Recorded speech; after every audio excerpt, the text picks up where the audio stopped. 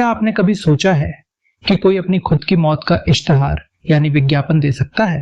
नहीं ना, मैंने भी कभी नहीं सोचा था। लेकिन देहरादून की एक शांत कॉलोनी में राजपुर रोड के ठीक पीछे पहाड़ों के दामन में छुपी एक छोटी सी गली में एक सुबह कुछ ऐसा ही हुआ। हमेशा की तरह अखबार आया। चाय की चुस्कियों के साथ जब लोगों ने अखबार खोला तो क्लासिफाइड वाले कॉलम में एक छोटा सा नोटिस छपा था, बिल्कुल साधारण सा, जैसा किसी ट्यूशन सेंटर या चाय की दुकान का विज्ञापन होता है। लेकिन वो विज्ञापन कोई आम विज्ञापन नहीं था। वो विज्ञापन था मौत का। यह कहानी मेरी नहीं है, मैं तो बस उस हादसे की एक चश्मदीद गवाह हूँ। मेरा नाम नंदिनी कपूर है, उम्र 55 साल, रिटायर्ड स्कूल टीचर और इस शांत रहने वाली शांतिनगर कॉलोनी की सबसे खोजी इंसान। मेरी आदत गॉसिप करने की नहीं, बल्कि हर चीज को गहराई से ऑब्जर्व करने की है। उस सुबह करीब 8 बजे मैं अपने बरामदे में बैठी चाय पी रही थी कि मेरी पड़ोसी सुनीता हाँफती हुई भागी भागी आई।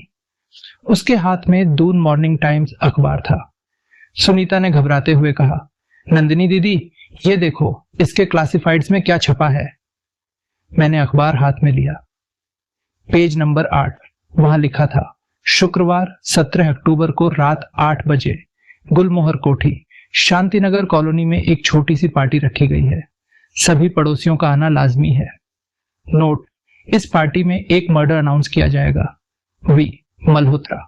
मैंने एक बार, दो बार, बल्कि 3 बार उसे पढ़ा। मुझे लगा कोई मजाक है, लेकिन सुनीता ने कहा, दीदी, ये गुलमोहर कोठी की मालकिन विनीता मल्होत्रा ने दिया है। वो बेहद संजीदा महिला है, मजाक नहीं करेंगी। विनीता जी 60 साल की एक कड़क और बेबाक विधवा महिला थी। अगर उन्होंने ये छपवाया था तो मामला वाकई गंभीर था। शुक्रवार की उस रात देहरादून में हल्की हल्की बारिश हो रही थी। गुलमोहर कोठी के दरवाजे खुले थे और पूरी कॉलोनी वहां खींची चली आई थी, कुछ डर की वजह से तो कुछ ये जानने के लिए कि आखिर माजरा क्या है। कोठी का वो बड़ा सा ड्राइंग रूम, पुराने रोजवुड फर्नीचर और कोने में टंगा एक मध्यम सा बल्ब, सब कुछ अजीब लग रहा था। वहां कॉलोनी के कई लोग मौजूद थे। Kapil Sehgal, retired army officer, जो खुद को कॉलोनी का सर्वेसर्वा समझते थे। मीना और रोहित शर्मा, एक मिडिल एज कपल जो जरूरत से ज्यादा घबराए हुए थे। पद्मिनी आंटी, 70 साल की बुजुर्ग जिनके पास पूरी कॉलोनी की जासूसी खबरें रहती थीं। राजन मल्होत्रा, विनीता जी का भतीजा, जो शहर से बाहर रहता था और उसी दिन आया था। उसकी आंखों में एक अजीब सी बेचैनी थी।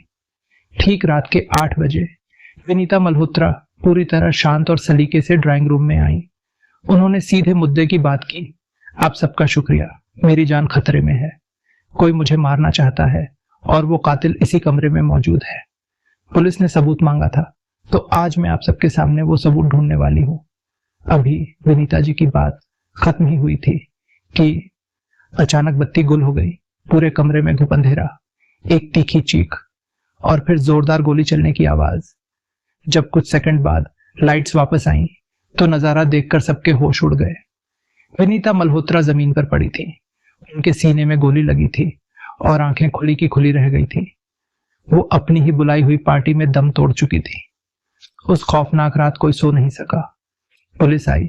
सब इंस्पेक्टर अजय नेगी ने सबके बयान लिए, लेकिन सबका एक ही कहना था, अंधेरा हुआ, गोली चली और वो गिर गई। किसी ने कुछ नहीं देखा।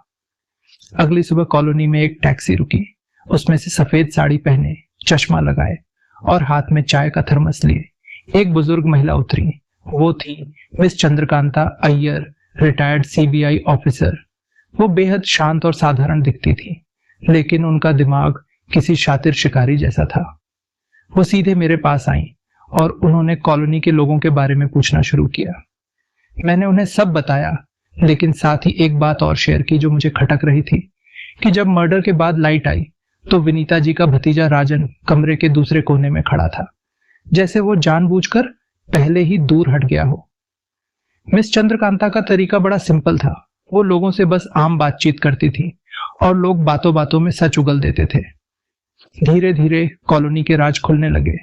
पता चला कि कपिल सहगल की विनीता जी के साथ एक कीमती जमीन को लेकर कानूनी लड़ाई चल रही थी। रोहित शर्मा ने विनीता जी से भारी कर्ज ले रखा था और विनीता जी ने उसे 1 महीने में पैसे चुकाने का अल्टीमेटम दिया था। और राजन मल्होत्रा, वो तो विनीता जी की पूरी जायदाद का इकलौता वारिस था। मिस चंद्रकांता ने मुझसे कहा, नंदिनी, लाइट सिर्फ 40 सेकंड के लिए गई थी। इतने कम समय में कोई गोली मारकर अपनी जगह वापस कैसे आ सकता है?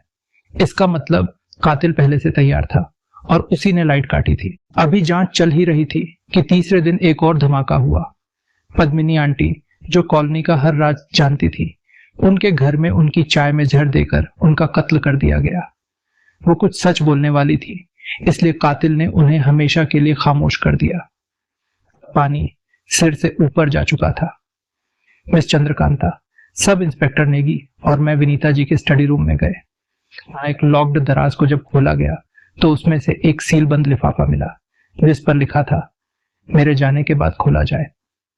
अंदर विनीता जी का लिखा एक खत था और 1990 के दशक की एक पुरानी तस्वीर, जिसमें एक आदमी, औरत और बच्चा थे। खत में लिखा था, राजन मल्होत्रा मेरा असली भतीजा नहीं है, वो एक जालसाज है।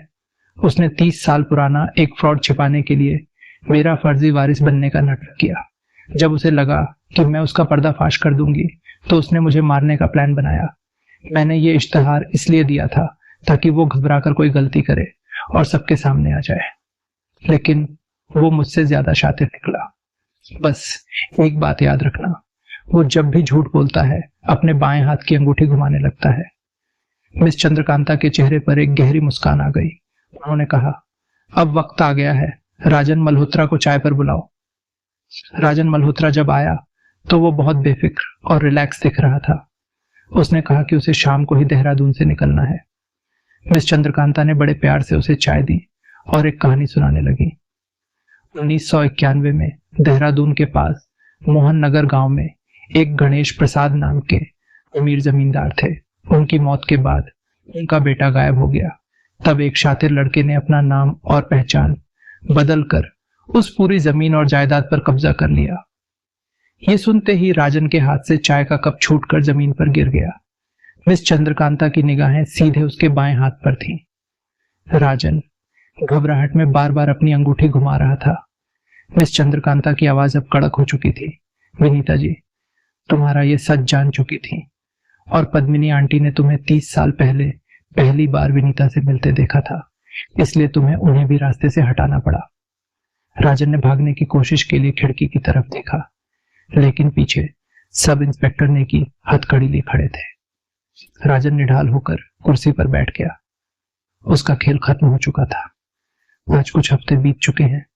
मैं आज भी अपने उसी बरामदे में बैठकर चाय पीती हूँ और अखबार आता है, लेकिन अब मैं क्लासिफाइड्स का पेज बहुत ध्यान से पढ़ती हूँ। राजन मल्होत्रा जेल में है और उस पर मर्डर का केस चल रहा है। मिस चंद्रकांता वापस जा चुकी हैं, लेकिन जाते जाते मुझसे कह गई कि मैं एक बेहतरीन ऑब्जर्वर हूँ। देहरादून के पहाड़, ये बारिश और देवदार के जंगल आज भी वैसे ही खूबसूरत हैं।